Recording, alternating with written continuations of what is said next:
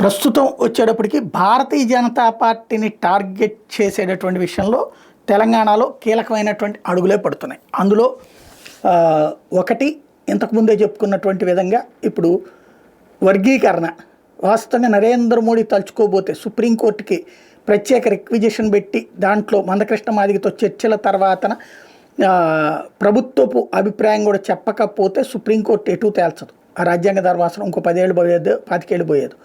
సుప్రీంకోర్టులో బీజేపీ ప్రభుత్వం ఇన్వాల్వ్ అయింది కాబట్టినే వేగంగా అది దాని మీద తీర్పు వచ్చింది, రాష్ట్రాలకు అధికారం వచ్చింది.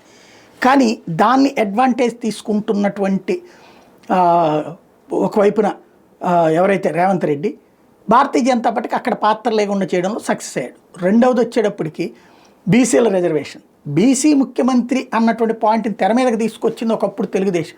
సరే, అది ఇప్పుడు అక్కడ కాలగర్భంలో కలిస్తే ఎదుగుతున్నటువంటి భారతీయ జనతా పార్టీ, ముఖ్యమంత్రి పీఠం వైపు కదులుతున్న భారతీయ జనతా పార్టీకి సీఎం అన్నటువంటి పాయింట్ని వాళ్ళు తీసుకుని వస్తే ఇప్పుడు అక్కడ దెబ్బ కొట్టేందుకోసం అని చెప్పేసి 42% రిజర్వేషన్ అనౌన్స్ చేస్తే రేవంత్ ఆ రిజర్వేషన్లు రేపు పొద్దున ఇవ్వలేదని భారతీయ జనతా పార్టీని పెట్టుకుని వెళ్తే రేపు ఎలక్షన్స్ టైంకి భారతీయ జనతా పార్టీ పుంజుకుంటుందా? బీసీ ముఖ్యమంత్రి ద్వారా రాజ్యాధికారం బీసీల చేతిలో పెడతామని బీజేపీ అంటుంది. బీసీలకు 42% ఇస్తే దాన్ని అమలు చేయకుండా నాటకాలు ఆడింది భారతీయ జనతా పార్టీ అని చెప్పడానికి రేవంత్ సిద్ధపడతాడు. ఎవరు నమ్ముతారు వీళ్ళు చూడాలి.